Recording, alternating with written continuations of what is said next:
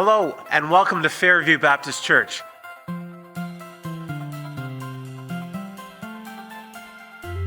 I'm Pastor John Boyachek. I'm so glad you could join us in worship today. I trust that you will be blessed.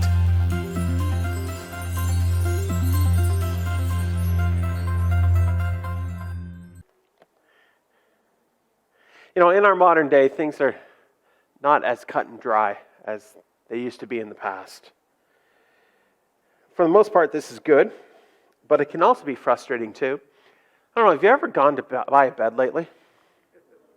Like, you can get the pillow top, you can get it not without the pillow top. You can get the pillow top with the foam, or you can get the pillow top with the springs. You can get one side harder, you can get one side softer. You can get one side that goes up and one side that goes down, one side that has the feet go up and the feet go down. Like, it goes on and on and on. And I just want a bed.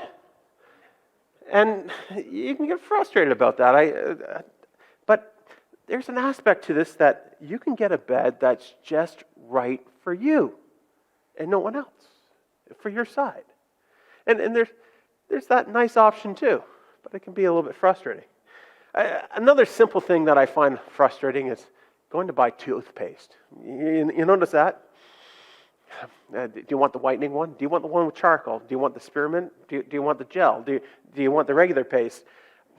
And I go on in and I look for the one that I bought last time, and all I see is the new and improved, or the new improved, and then I buy it and I take it home, and somebody in my house usually says, "No, I didn't want this one. I wanted the spearmint, and you didn't get the spearmint, and it's not the same." And so many things we encounter these days are about preferences. It's hard to find that things that makes everyone happy. Like growing up for me on Sundays, my family would invite people over for a meal, and my mom would usually make roast beef and potatoes and just a regular meal like that. And everybody ate it and everybody enjoyed it. It was a pretty simple, straightforward meal. Today, you have a lot of people with food allergies. But there are some people who say, "No, I'm a vegetarian." No, I'm not a vegetarian. I'm a vegan. No, I only eat free-range food, or I only eat locally grown things within the 100 kilometers of this area, or I only eat non-genetically modified food, and so many options, and so many preferences, and some are very strong preferences, and some of the options have to be that way because somebody has a legitimate food allergy that could kill them if they eat the wrong thing. And it's a little bit tougher. No matter what product you want, there seems to be many options. And I'm glad we're not living in the days of Henry Ford when he made the Model T. He made 15 million Model Ts. And people said, "Hey, can I get it in a different color?" And this is what he said. He said, "All customers can have their car painted any color that he wants, so long as it is black." You don't see other colored, it's not the original color if it's not black. Products and options are one thing, but when it comes to truth about things, that can be another challenge. Wisdom in the past is a little different for us today in some ways. For instance, for me growing up, I was told that Pluto was a planet. And just a few years ago, the scientists got together and said, "Yeah, it doesn't really operate like a planet, so we're not going to call it a planet anymore." It's like, oh, I thought that was settled truth throughout the ages, but apparently not. Or in the past, if you went traveling, you were told to avoid places like Russia or Africa or China or Vietnam or even Antarctica, probably because of the politics there, or a military presence there, or certain diseases there, or it's just an inhospitable place to be. But now today, you probably know people who have visited or vacationed at those places and said, "I really enjoyed my time there. I really enjoyed my time visiting Antarctica. I really enjoyed my time visiting Russia." Much wisdom from the past has changed, and it continues to change as we progress. And it's a challenge to make some good choices and some good decisions because changes continue to occur. And this spills into all aspects of our lives. As we get to know other cultures and other religions, we find people similar to us, people who have dreams, people who who love others, people who want to succeed and get along with others within society. And that's typically on the surface as we get to know other people, especially people coming into Canada. But as we get to know people with different religions, on the surface they might seem the same, but as you ask some other questions and find out what they believe, you'll find that there can be some stark differences. But many people don't want to go there and talk about those stark differences. Because we're used to so many choices, preferences, and some common held truths that are being changed, does anything matter anymore? Does anything matter anymore? Because everything's changing, it seems. You just need to be nice. You need to be sincere. Yeah, we do say, there's some common things, like all of us dislike thieves, all of us don't like murderers, all of us really dislike people who victimize others, and that's all wrong. But just as long as you're nice and sincere, does it really matter? The modern age, things are changing quickly. We've been doing a series called A Man Like Us, looking at the prophet Elijah, and a man who lived almost 3,000 years ago. In many ways, he was like us.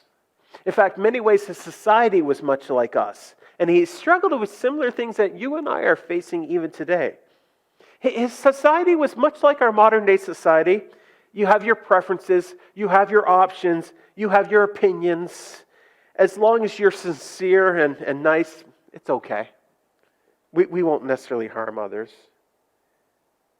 And as we look at things today, the fact is, as we look in this passage today, we'll find out that there are some things that really don't change. There are some things that really don't change. Now, I wouldn't say Elijah was a likable guy. I think giving Elijah a hug would be like hugging a porcupine.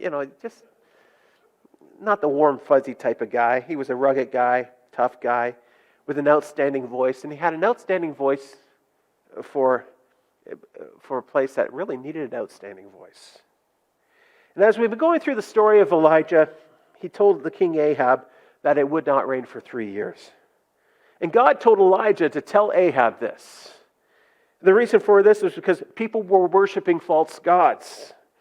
Ahab said, hey, the god Baal is just as good to worship. And in fact, there's so many benefits to worshiping Baal, this god of fertility, this god of lightning, this god of storms. He brought rain. Because as you worship him and as you do these certain rituals, you'll find that he brings the rain. And so they would worship him. And during the rainy season, it would rain. And they said, see, he's a God that cares for us because it rained. But Elijah told them it's not going to rain for 3 years because God told me to tell you that. It didn't matter what these so-called religious leaders did. And Elijah was a wanted man, and King Ahab wanted him dead. And so Elijah fled, and now he comes back and he says, Ahab, let's get together and let's have a little showdown here. The king didn't want to listen to Ahab. The king didn't want to listen to Elijah because he blamed Elijah for no rain, but it really was Ahab's fault. Ahab did not want to change. He did not want to turn back to God. He'd rather do his own thing. And so Elijah challenged Ahab, as we looked last week, and his religious prophets to a showdown on Mount Carmel. If you have your Bibles, I encourage you to turn to 1 Kings chapter 18, verses 20 through 46. And in verse 20, it starts off by saying this. It says, so Ahab sent word throughout Israel and assembled the prophets on Mount Carmel. So he assembled the prophets there. The people came and they met on top of Mount Carmel. Now, Mount Carmel, it's not like a huge mountain in Israel. It's a big hill, let's call it that. But they wanted to meet on top of Mount Carmel. Why on top of Mount Carmel? Well, because people can see Mount Carmel from quite some distance. And people tend to look to the hills.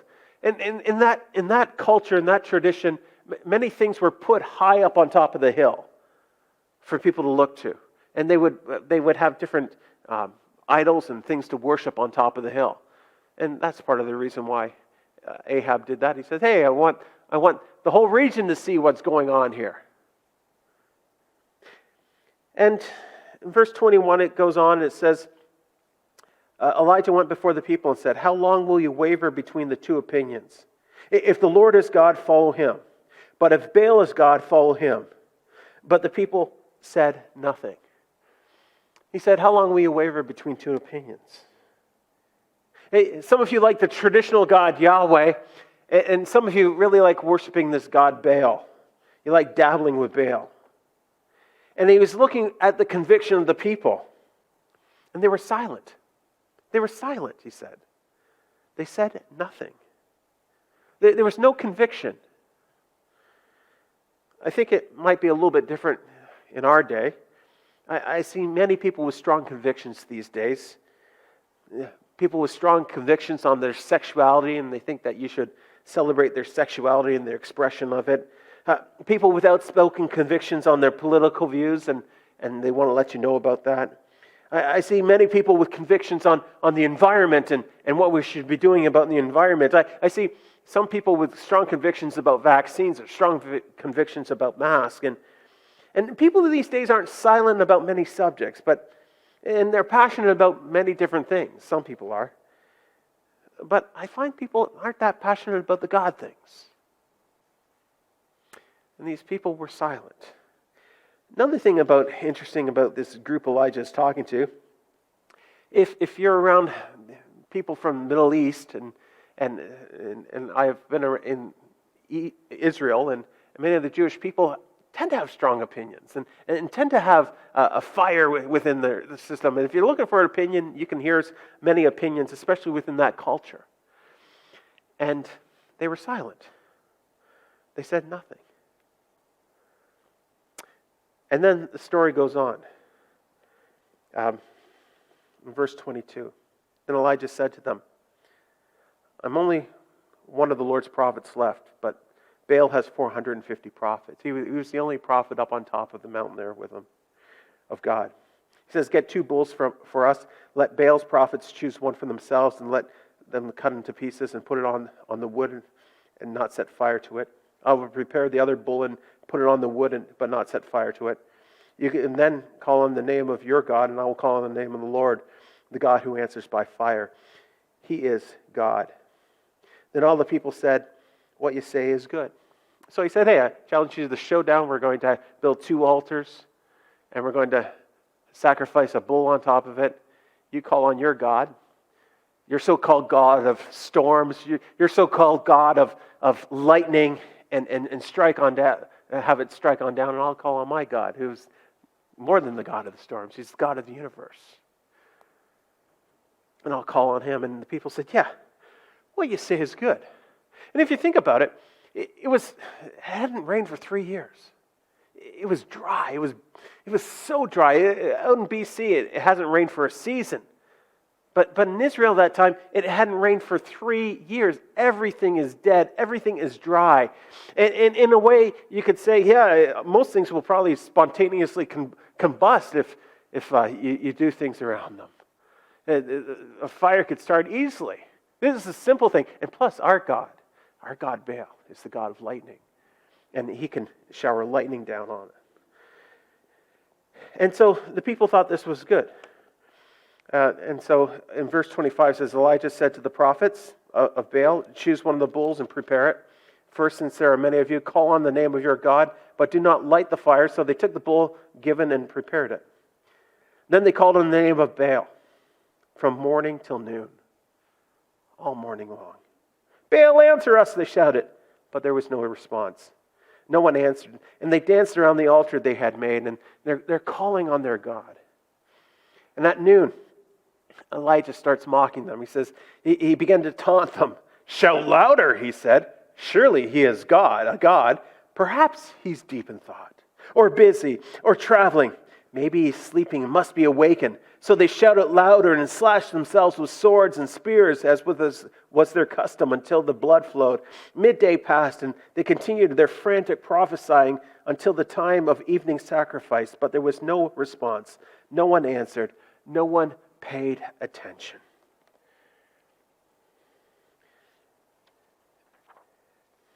They were excited people. They're excited about their faith. They were very sincere about their faith. In fact, they were fanatical about it. So fanatical about their faith, they cut themselves because they said, surely if we do this, our God will listen. And you see this at times, people fanatical about their faith. People excited about what the psychic said the other day when they called the psychic hotline. Or people thrilled about what their horoscope said today when they read their silly horoscope. But you also see other people with fanatical religious experience, like Muslims going to Mecca for their pilgrimage, and the thousands and thousands of people who throng in there to go around the stone. Other religions are so sincere, and some can be extremely fanatical. Pastor, author J.R. Vassar writes about ministering in Myanmar and coming upon a broken Buddha. He says, one day we were prayer walking through a large Buddhist temple when I witnessed something heartbreaking. A large number of people, very poor and desperate, were bowing down to a large golden Buddha. They were stuffing what seemed to be the last of their money into a treasury box and kneeling in prayer, hoping to secure a blessing from Buddha. On the other side of the large golden idol, scaffolding had been built. The Buddha had begun to deteriorate, and a group of workers were repairing the broken Buddha. I took in the scene. Broken people were bowing down to a broken Buddha, asking the broken Buddha to fix their broken lives while someone else fixed their broken Buddha. So circular, so made up, and just hands fashioning these things. And Elijah says, how long? How long will you keep that on? The whole day? What a show they put on. Exhausted from their frenzy and no fire from heaven. And the story goes on. In verse 30 it says, then Elijah said to the people, come here to me. Come here to me. And they came to him, and he repaired the altar of the Lord which had been torn down. And Elijah took 12 stones, one from each of the tribes descended from Jacob, to whom the word of the Lord had come, saying, you shall be Israel. And with the stones he built an altar in the name of the Lord, and he dug a trench around it, large enough to hold 2 sets of seeds. He arranged the wood, cut the bull into pieces, and laid it on the wood. Then he said to them, fill 4 large jars with water and pour it on the offering and on the wood. Do it again, he said. And they did it again. Do it a third time, he ordered.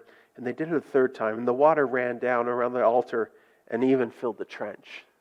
So you can just imagine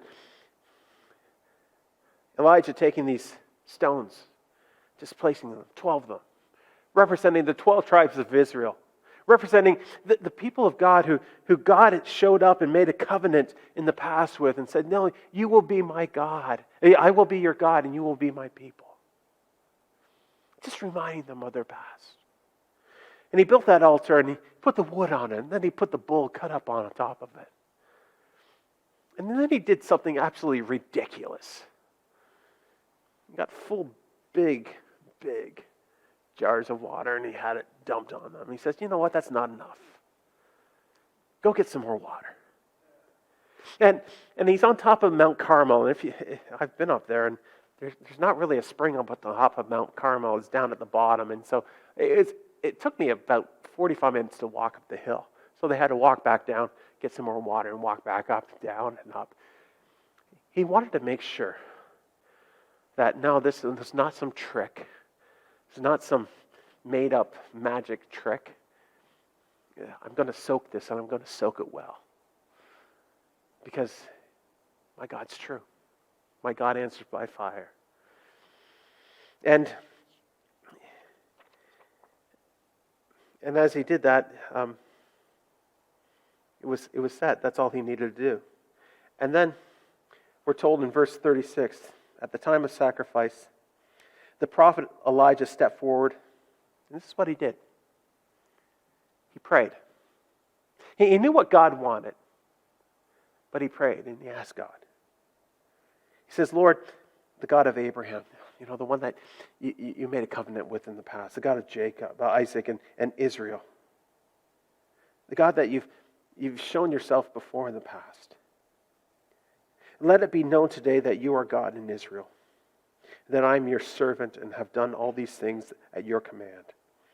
Answer me, Lord, answer me, so these people will know that you, Lord, are God and that you're turning their hearts back again. Just got on his knees and he prayed. And we're told that Elijah was like a man like us, and he prayed. And we need to be like Elijah and be people who pray. Pray according to God's will. We need to pray. And this is what happened, verse 38. It says, Then the fire of the Lord fell and burned up the sacrifice, the wood, the stones, and the soil, and also licked up the water in the trench. And when all the people saw this, they fell prostrate and cried, The Lord, He is God. The Lord, He is God. It's decision time. He prayed and fire from heaven came down. Not only did it consume that sacrifice, but it consumed the rocks and the water too. There's nothing left up. And the God is sent it by fire, probably a lightning bolt that came down, just said, I'm much greater than this God of Baal, and I'm so much more. He obliterated everything. It was an outstanding miracle. The people saw that this was the true God, and they cried out, Yahweh is God! Yahweh is God! It's the true God. And then they put the law of the land into practice. The law of the land was, if someone is a false prophet, they're supposed to be put to death. That was the law of the land in Israel at that time. It's not our law of the land, but it was the law of Israel at the time. It says, Then Elijah commanded them, Seize the prophets of Baal. Don't let anyone get away. And they seized them, and Elijah had them brought down to the Kishon Valley and slaughtered there. He had them taken down because on top of that mountain, there was a holy experience that happened, and he didn't really want to defile it with blood. So they were taken down into the valley where they would be forgotten. And Elijah said to Ahab, Go, eat and drink, for there's the sound of heavy rain. So Ahab went off to eat and drink, but Elijah came to the top of Carmel, bent down to the ground, and put his face between his knees. Go look towards the sea, he told the servant. And he went up and looked. You could see the sea on top of Mount Carmel. And there's nothing there, he said. And then Elijah said, Go back there 7 times. And the 7th time the servant came and reported, and the small cloud as small as the man's hand is rising from the sea. So Elijah said, Go and tell Ahab, hit your chariot and go down before the rain stops you. Meanwhile, the sky grew black and clouds, and the winds rose. A heavy rain started falling, and Ahab rode off to Jezreel. And the power of the Lord came on Elijah. Tucking his cloak into his belt, he ran ahead of Ahab all the way to Jezreel. God told Elijah that it wasn't going to rain. Elijah told Ahab, just so that you know that God is Yahweh. There's not going to be any rain. And then he prayed. And fire from heaven came. And he prayed again. 7 times he prayed. And the rain came. Elijah was a man of prayer. And God heard his prayer. And God showed his power to these wavering people. These people believing in whatever. It was decision time. And God made his power evident. They saw who the true God was and they worshiped him. 2 groups. One group, 450. Another one, just by himself. The 450, so sincere, so fanatical about their faith, but so sincerely wrong. And the one by himself, so right. One way led to death. Yes, there are many choices. Yes, there are many preferences. Yes, there are many opinions today. But there are some truths that will not change. There are some truths that will not change. God being God. The God of the Bible being the God that we need to follow. His precepts that we need to follow. His truth that we need to follow. There's some laws of the past, some people say, maybe we should change them. Let's take a law from the past, like the law of gravity, okay? I think today, because the law of gravity is so old, okay? I think today we don't need the law of gravity anymore, so let's go up to a 400-meter cliff and just walk off and see if the law of gravity still applies to us. Who wants to try that out today with me? Okay, the fact is you can't walk on water. Like the people of ancient times knew that you couldn't walk on water, but I think today you can walk on water. Let's all get in a boat, go to Sturgeon Lake, and let's have a couple of people walk on the water today. How about it? You want to do that? And humans need oxygen to breathe. That's facts from the past. It's our modern day. I don't think we need oxygen to breathe anymore. Anybody want to try that one out? Humans need food and water to sustain themselves. Lions and grizzlies, they attack people in the wild. That's of old. Shouldn't we be living amongst lions and grizzlies today? You see, there are some timeless truths that bring life and bring death. And there's some timeless truths for eternal life and eternal death. And they do not change. And these timeless truths are the biggest truths, or what the God of the Bible, the God of the universe, has given to us. And He's given us a roadmap of life, and to show us how to live, to show us what is true, to show us what to believe and what to follow. So much of this worldly stuff says, no, change. And it's not from God's word. Elijah said, how long will you waver between two opinions? If the Lord is God, follow him. If Baal is God, follow him. Yeah, people aren't following after Baal these days, but are there certain opinions that you're following? Are there certain opinions that you're following? What is the truth that you're following after these days? It's not an option. The Lord doesn't say, no, you have these options. No. It's the truth. He is the way, the truth, and the life. At the end of this life, we're going to be judged for what we did with our lives. Are you a follower of God and His Word, or you're doing your own thing? Are you listening to the rest of the crowd? Question might be asked as you look at this passage. Why don't we see fire from heaven like Elijah saw? It's a good question, isn't it? Like, you're talking to a friend, and your friend is like an agnostic, just really doubting that God exists.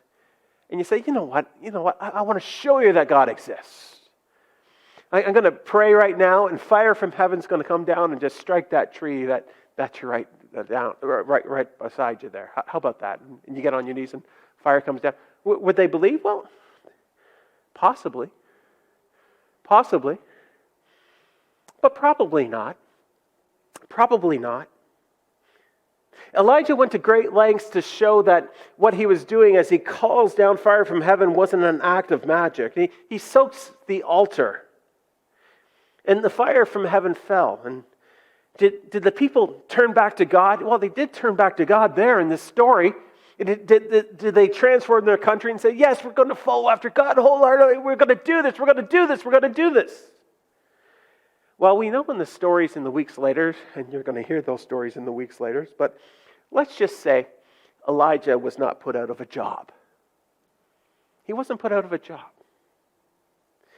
Great acts of God, great miracles of God don't necessarily change people's behavior.